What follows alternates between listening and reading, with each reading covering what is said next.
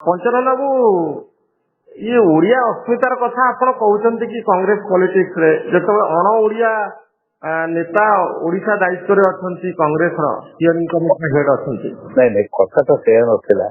କଥା ହଉଛି ଯେ ଆମେ ଉଠେଇଥିଲୁ ଓଡିଆ ଅସ୍ମିତା କଥା। କଂଗ୍ରେସ ପାର୍ଟି ପ୍ରଥମେ ଓଡିଆ ଅସ୍ମିତା କଥା ଏଇ ଲୋକ ଉଠେଇଥିଲା।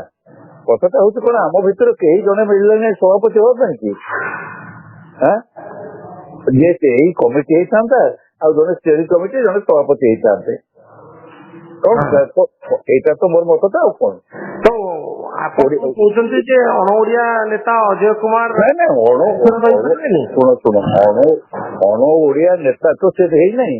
ସେ ତାକୁ ରଖାଯାଇଛି ଚେୟାରମ୍ୟାନ ଭାବରେ ସଭାପତି ଭାବରେ ବର୍ତ୍ତମାନ ପାଇଁ ଷ୍ଟିୟରିଂ କମିଟିର। ମୋର କଥାଟା ହଉଛି ଯେ ଆପଣ ଭାବୁଛନ୍ତି ସେ ଯେହେତୁ ଅଣ ଓଡିଆ ସେ ଓଡିଆ ଲୋକଙ୍କ କଥାକୁ ବୁଝିପାରିବେନି? ନାଇଁ ମ କିଏ ମନା କଲା? ଅଣ ଓଡିଆ ଲୋକ ଏତେ ପ୍ରଶ୍ନ ଉଠୁନାହିଁ। ମୁଁ ତ କୌଣସି ଅଣ ଓଡିଆର ପ୍ରଶ୍ନ ଉଠେଇନି। ମୁଁ କହିଛି ଓଡିଆ ଯୋଉ 14 ଜଣ ହେଲେ ସେ 14 ଜଣଙ୍କ ଭିତରୁ ଜଣେ କଣ କିଏ ସଭାପତି ହବା ପାଇଁ କି ବା ଚେୟାରମ୍ୟାନ ହବା ପାଇଁ ଯୋଗ୍ୟ ନଥିଲେ? ଶ୍ରୀକାନ୍ତ ଜେନା ହଉ ବା ସେ ମୁଖ୍ୟ ହୁଅନ୍ତୁ ବା ଅନ୍ତଃସଚିବ ହୁଅନ୍ତୁ। ବୋଲି ଆପଣ ଭାବୁଛନ୍ତି କାହିଁକି ହେଇପାରିଲେନି ଜଣେ ଏଇ 14 ଜଣ? ସେଇ କଥା ତ ମୋ ମନ ଭିତରେ ପ୍ରଶ୍ନ। ମୁଁ ତ କହିଛି ମୋ ମନର ପ୍ରଶ୍ନ ଆଉ ମୋର ଦୁଃଖ, ମୋ ଭିତରେ ଥିବା ଅସ୍ମିତା ଭାବ ଆକୁ ପଚାରୁଛି ଯେ କାହିଁକି ଜଣେ ହେଲେ ନାହିଁ ତାଙ୍କ ଭିତରୁ, ଜଣକୁ କାହିଁକି କରାଗଲାନି? ସେଇଟା ତ କଥା ଆଉ କଣ। ଆପଣଙ୍କ ଅନୁମାନ କଣ କାହିଁକି କରାଗଲାନି? ମୁଁ କହିପାରିବି ନାହିଁ ସେ କାହିଁକି କରିନାହାନ୍ତି। ମୁଁ ଭାବୁଛି ଯେ ସାହସ ବୋଧେ ମାନେ କଣ ଗୋଟେ ହେଇଛି ତାଙ୍କ ଭିତରେ, ହଠାତ୍ ଗୋଟେ କରିଦେଲେ କାଳେ ରିଭୋଲ୍ଟ ହବ କି କଣ ହବ କି ଦଳ ଭିତରେ କଣ ହବ, ସେଥିପାଇଁ ଆଶ୍ରୟ ନେଇଥିଲେ କଣ ଗୋଟେ କରିଛି ଭାବିଥିବେ। ମୁଁ ସେ ଭାବନା ଉପରେ ତାଙ୍କ ଭାବନା ଉପରେ ନାହିଁ। ମୋ ନିଜର ଭାବନା ହଉଛି ଗଢା ହେଇଛି ଆଉ କେହି ପ୍ରେସିଡେଣ୍ଟ ରହିବେନି ଆଉ ପ୍ରେସିଡେଣ୍ଟ ହେବେନି, ପ୍ରେସିଡେଣ୍ଟ ହେବେ ନା ଆଉ। ତ ବର୍ତ୍ତମାନ ପାଇଁ ଗୋଟେ ଅସ୍ଥାୟୀ ଭାବରେ ହୁଏତ ଷ୍ଟିୟରିଂ କମିଟି ଗଢା ଯାଇଛି। ଶୁଣ ପ୍ରେସିଡେଣ୍ଟ ହେବେ କିଛି ଦିନ ନିଶ୍ଚିତ ପ୍ରେସିଡେଣ୍ଟ ହେବେ ଜଣେ, କିନ୍ତୁ ଏଇ ଯୋଉ 14 ଜଣଙ୍କୁ କରେଇଲ ଷ୍ଟିୟରିଂ କମିଟି, ଆଙ୍କରି ଭିତରୁ ତ ଜଣେ କିଏ ପ୍ରେସିଡେଣ୍ଟ ହବ ଆଗାମୀ ଦିନରେ ନା ନାଇଁ? ଆଉ ଏବେ କଲ ନା ଜଣେ ଓଡିଆ ହବା ଉଚିତ। ପୁଣି ଓଡିଆର ପ୍ରଶ୍ନ ଅଛି ନାହିଁ ଏଠି। ଓଡିଆର ଭାବର ଅସ୍ମିଆ ଭାବ ମାନେ ତାଙ୍କ ଭିତରେ ଜଣେ ଯୋଗ୍ୟ ଲୋକ ଓଡିଶାର ସଭାପତି ହବା ପାଇଁ କି ଜଣେ ନାହିଁ କି ଏଇ ଯୋଉ 14 ଜଣଙ୍କ ଭିତରେ? ସେଇଟା ହିଁ ହଉଛି ମୋର ପ୍ରଶ୍ନ। ହଁ ମୁଁ ସେଇ କଥା କହୁଛି, ଜଣେ ଆମ ଓଡିଆ ନେତାଙ୍କ ଭିତରୁ ଜଣେ କାହିଁକି ଷ୍ଟିୟରିଂ କମିଟିର ହେଡ୍? ବାସ୍ ଆଉ ଅଣ ଓଡିଆ କଣ ନାହାନ୍ତି? ଅଣ ଓଡିଆ ଲୋକ ବହୁତ ଯୋଗ୍ୟ ଲୋକ ଅଛନ୍ତି ଭାରତ ବର୍ଷରେ, ଆଉ ସେ ଆସିକି ସଭାପତି କଣ ହଉଛନ୍ତି? ମୋର କହିବା କଥା ହଉଛି ଆମର ଯୋଉ 14 ଜଣ ହେଲେ ତାଙ୍କ ଭିତରୁ କଣ ଜଣେ କେହି ଯୋଗ୍ୟ ହେଇପାରିଲେ ନାଇଁ? ପଞ୍ଚରନ ବାବୁ ଆପଣଙ୍କର ତ ହାଇକମାଣ୍ଡ କଣ୍ଟ୍ରୋଲ କରୁଥିବା ପାର୍ଟି, ଆପଣଙ୍କର ଯିଏ ନେତୃତ୍ୱ ନିଅନ୍ତୁ ବା ପ୍ରେସିଡେଣ୍ଟ ହୁଅନ୍ତୁ ଜଣେ ପ୍ରଭାରୀ ରହିବେ। ସେ ପ୍ରଭାରୀ ସବୁବେଳେ ଅଣ ଓଡିଶା ବାହାରର ଲୋକ ରହନ୍ତି। ପ୍ରଭାରୀ କଣ ଏବେ ରହୁଛନ୍ତି? ପ୍ରଭାରୀ ପୁରା ମୁଁ କହିଛି 69 ମସିହାରେ ମୁଁ କଂଗ୍ରେସରେ ଥିଲାବେଳେ ସେତେବେଳେ ବି ପ୍ରଭାରୀ ମାନେ ଆସୁଥିଲେ। ଆଉ ନବୀନ ଶତପଥୀ ମୁଖ୍ୟମନ୍ତ୍ରୀ ହେଲାବେଳେ ବି ଆସିଥିଲେ ଇଏ ଯାଦବ। ସବୁବେଳେ ଜଣେ ଅବଜରଭର, ଯାହାକୁ ଓଡିଆରେ ପ୍ରଭାରୀ ବୋଲି କୁହାଯାଉଛି, ସବୁବେଳେ ଜଣେ ଅବଜରଭର ଭାରତ ବର୍ଷରେ ଏଇ ନ୍ୟାସନାଲ ପାର୍ଟି ମାନଙ୍କରେ ଆସନ୍ତି ଏବଂ କଂଗ୍ରେସ ପାର୍ଟି ତ ନ୍ୟାସନାଲ ପାର୍ଟି ଆସୁଥିଲା। ଆଉ ସେଇଟା କେହି ତାକୁ ମନା କରିନାହାନ୍ତି ଏବଂ ଇଏ ପ୍ରଭାରୀ ଭାବରେ ପ୍ରଭାରୀ ଭାବରେ ଦାୟିତ୍ୱକୁ କେହି ଚ୍ୟାଲେଞ୍ଜ କରିନାହାନ୍ତି। ଷ୍ଟିୟରିଂ କମିଟି ଯେମିତି ରହିବ, ମନେ କରନ୍ତୁ ପ୍ରେସିଡେଣ୍ଟ ତ ରିପୋର୍ଟ କରନ୍ତି, ପ୍ରଭାରୀ ଆସିକରି କଣ୍ଟ୍ରୋଲ କରନ୍ତି ଦିଲ୍ଲୀରୁ, ସେମିତି ଷ୍ଟିୟରିଂ କମିଟି ବର୍ତ୍ତମାନ ପାଇଁ ଓଡିଶାକୁ ନିରୀକ୍ଷଣ କରୁଛି ଏବଂ ପରବର୍ତ୍ତୀ ସମୟରେ ପ୍ରେସିଡେଣ୍ଟ ଆପଏଣ୍ଟମେଣ୍ଟ ହବ। ଯେମିତି ପ୍ରଭାରୀ ରହନ୍ତି ସେମିତି ଷ୍ଟିୟରିଂ କମିଟି ଚେୟାରମ୍ୟାନ ଅଛନ୍ତି। ତେଣୁ ଅସୁବିଧା କଣ ହେଲା? ଅସୁବିଧା ତ ଏଇଆ ହେଲା ଜାତୀୟ ଦଳରେ ତମର ନାଁ ହଉଛି ଅବଜରଭର, ତମେ ଆସିବ ଦେଖିବା ପାଇଁ କି ଯିଏ ଆସିବ ଯୋଉ ପ୍ରଭାରୀ ବାହାରୁ ଆସିଲେ ତ ପ୍ରଭାରୀ ଅନ୍ୟ ଏଠୁ ଆସି ତାର ମତାମତ ନେବେ ଏବଂ ତାକୁ ଜଣେଇବେ। କିନ୍ତୁ ଏଠି you will head the chair. ସିଏ ସଭାପତି ଶରତ ପଟ୍ଟନାୟକ ସଭାପତି ବସୁଥିଲେ କି ନିରଞ୍ଜନ ପଟ୍ଟନାୟକ ସଭାପତି ବସୁଥିଲେ, ତେଲା କୁମାର ବସୁ ରହୁଥିଲା, ସେ ତ ରହୁଥିଲେ, ସାଙ୍ଗରେ ରହୁନଥିଲେ କି ସେ ଚଳଉଥିଲେ। କିନ୍ତୁ ସଭାପତି ଭାବରେ ବା ଲିଡର ଭାବରେ ଷ୍ଟେଟ ର ପରିଚୟଟା ଆଙ୍କ ନାଁ ଥିଲା, ନିରଞ୍ଜନ ପଟ୍ଟନାୟକ ନାଁ ଥିଲା କି ପ୍ରସାଦ ହରିଚନ୍ଦନ ନାଁ ଥିଲା କି ୟା ନାଁ ଥିଲା। କଥାଟା ସେଠି ପରିଚୟଟା ଓଡିଆ ଲୋକର ଏଠି ସଭାପତି ଭାବରେ ପରିଚୟ ଥିଲା। ମୁଁ ସେଇଟା ସେଇ ପ୍ରଶ୍ନଟା ମୁଁ ଉଠେଇଛି, ଲାଗିଲା କଷ୍ଟ ଲାଗିଲା, ନିଜକୁ କଷ୍ଟ ଲାଗିଲେ କୁହାଯିବ, ଛାଡିବା ନାହିଁ। ରାଜନୀତି ଏକ ବେପାର ନୁହେଁ, ବା ରାଜନୀତିରେ ରହିଲେ ଦଳର ଲାଭ ହବ ସିନା, ମୋର ଲାଭ ମାନେ କ୍ଷତିର ହିସାବ ମୁଁ କେବେ କରିନାହିଁ। ମୁଁ ଦଳ ପାଇଁ କିଛି କାମ କରିପାରିବି ବୋଲି ଭାବୁଛି। ପଞ୍ଚନାଥଙ୍କୁ ମୋର ଗୋଟେ କଥା କହିବାର କଥା ଯେ କେବଳ ଏଇ ପ୍ରଶ୍ନ ଆପଣଙ୍କ ଭିତରେ ଆସୁଛି ନା ଅନ୍ୟ କଂଗ୍ରେସ ନେତାଙ୍କ ଭିତରେ ଆସୁଛି? ମୁଁ କହିପାରିବି ନାହିଁ। ଜଣେ ଶୁଣ, ମୁଁ ପ୍ୟାରୀ ମହାପାତ୍ର କିଏ 100 ଲୋକ ଭିତରେ ଆସିଥାଇପାରେ ସେତେବେଳେ, କିନ୍ତୁ ମୋ ମନ ଭିତରେ ଆଇଲା, ମୁଁ ପଚାରିଦେଲି ନବୀନ ପଟ୍ଟନାୟକ ସେ କିଏ, ସେ କଣ ସବୁ କଥାରେ ଆମକୁ କମାଣ୍ଡ କରୁଛନ୍ତି? ମତେ ଆସିଲା ଦଳ ଉପରୁ କିଛି କ୍ଷତି କଲେ ନାହିଁ, ମତେ ବାହାର କଲେ ନାହିଁ, ମତେ ଅନୁଭବ କଲି ଯେ ମତେ ଇଜି ଲାଗିବନି, ଦୂରେଇ ଚାଲିଗଲି ସେ ଦଳ ଠାରୁ। ତେଣୁ ସେ ଗୋଟେ ଭିନ୍ନ କଥା। କିନ୍ତୁ ଯଦି ମତେ ଜଣକୁ ଲାଗିଲା, ମତେ ଲାଗିଲା, ମୁଁ ଏକ୍ସପ୍ରେସ କରିବି। ଅନ୍ୟମାନେ କେମିତି ଯିଏ ପାଇବେ ତାଙ୍କୁ କରିବେ, ନହେଲେ ପଡିକି ରହିବେ ତାଙ୍କ ପୁଅ ପାଇଁ କି ବା ତାଙ୍କ ଆଉ କାହାକୁ ରଖିବା ପାଇଁ, ଥଇଥାନ କରିବା ପାଇଁ। ମୋର ତ ସେମିତି କିଛି ଥଇଥାନ କାହାକୁ କରିବାର ନାହିଁ, ତେଣୁ କାହିଁକି ରହିବି ମୁଁ? ତେଣୁ ଏଇ ପ୍ରଶ୍ନ ଅନେକଙ୍କ ମନ ଭିତରେ ଆସୁଛି, କିନ୍ତୁ କେହି ଏକ୍ସପ୍ରେସ କରିପାରୁନାହାନ୍ତି। ନାଇଁ, ଆସୁ ନ ଖାଇପାରେ, ମାନେ ସ୍ଥାନ ହେଇଯାଇପାରିଥିବ, ଆସୁଥିବ ନିଶ୍ଚୟ, କିଛି ଲୋକଙ୍କ ଭିତରେ ଆସୁଛି। କାରଣ ଅଜୟ କୁମାରଙ୍କର ରହିବା ସମୟର କାହାଣୀ ଅନେକ ଲୋକଙ୍କ ଭିତରେ ପ୍ରଚାରିତ ହେଇଛି, ମୁଁ ନିଜେ ଦେଖିଛି। ଭାରି ଦୁଃଖ ପ୍ରକାଶ କରୁଥିଲେ ବହୁତ ମେମ୍ବର ଅଛି। କଣ କାହାଣୀ ସବୁ ରହିଛି ପଞ୍ଚନାଥ ବାବୁ?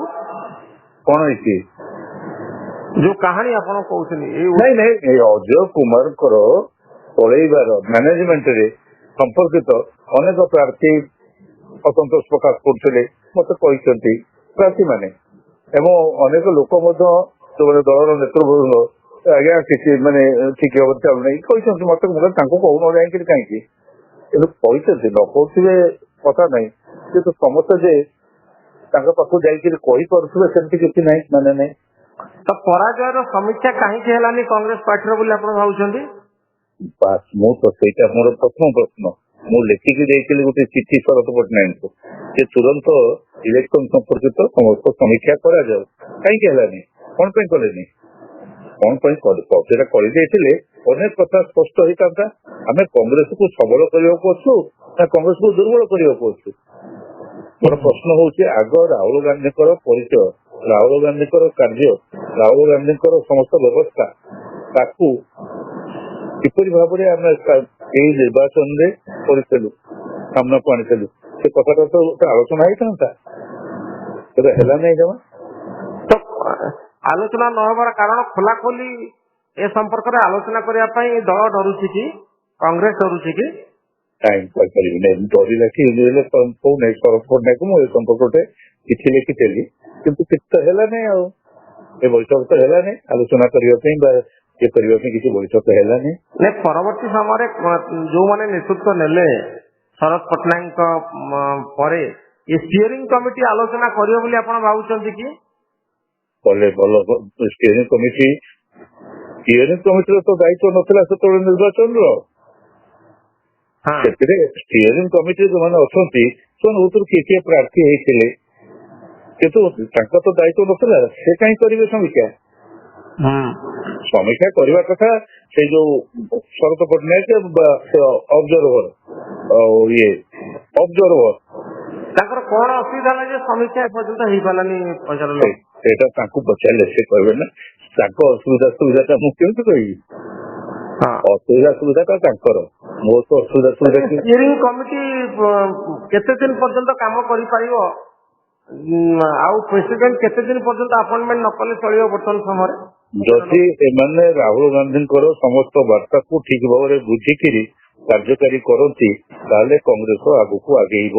କାରଣ ଷ୍ଟିୟରିଂ କମିଟିରେ ଯୋଉମାନେ ଅଛନ୍ତି ସେମାନେ ଯେ ଅଯୋଗ୍ୟ, ମୁଁ ସେ କଥା ଜମା ବିଚାର କରୁନାହିଁ। କିନ୍ତୁ କଲେକ୍ଟିଭ ଫଙ୍କସନିଂ ହବ, ଗୋଷ୍ଠୀ ବିବାଦ ହବ ନାହିଁ, ସମସ୍ତଙ୍କୁ ସାଙ୍ଗରେ ନେଇକିରି, ଏବଂ ତାଙ୍କର ରାହୁଲ ଗାନ୍ଧୀଙ୍କର ସମସ୍ତ ପରିଚୟ ବା କାର୍ଯ୍ୟ ବା ଯାହା ଚାହୁଁଛନ୍ତି ସେ ସେ କଥା ତାଙ୍କର ନ୍ୟାରେଟିଭ ତାକୁ ଯଦି ଲୋକଙ୍କ ପାଖରେ ପହଞ୍ଚେଇ ପାରିବେ ନିଶ୍ଚିନ୍ତ ଭଲ ଭାବରେ ହବ। ଏବଂ ଏମାନେ 14 ଜଣିଆ କମିଟି ମାନେ ଗୋଟେ ଭଲ ଷ୍ଟ୍ରଙ୍ଗ କମିଟି ବିଭିନ୍ନ ଅଞ୍ଚଳରୁ ଅଛନ୍ତି, ଏମାନେ ସମସ୍ତେ ଏକମତ ହୋଇ କାମ କଲେ ଖୁବ ବଢିଆ ହବ ନାଇଁ କାଇଁ? ତ ଏଇ ପ୍ରେସିଡେଣ୍ଟ ଆପଏଣ୍ଟମେଣ୍ଟ ପରେ ଆପଣ କଣ ଭାବୁଛନ୍ତି ଷ୍ଟିୟରିଂ କମିଟି ରହିବ? ଷ୍ଟିୟରିଂ କମିଟି ପ୍ରେସିଡେଣ୍ଟ ଆପଏଣ୍ଟମେଣ୍ଟ ତ ନ ରହିପାରେ, କାହିଁ ରହିବ? ଯଦି ପ୍ରେସିଡେଣ୍ଟ ଟା କରିଦେଇଥାନ୍ତେ ଏବେ ମଧ୍ୟ ଷ୍ଟିୟରିଂ କମିଟି ନଥାନ୍ତା। ଷ୍ଟିୟରିଂ କମିଟି କଣ? ତ ଏଇ ପ୍ରେସିଡେଣ୍ଟ ଆପଏଣ୍ଟମେଣ୍ଟ କରିବାର ଅସୁବିଧା କଣ, ଯୋଉଥିପାଇଁ ଷ୍ଟିୟରିଂ କମିଟି କଣ ହେଲା?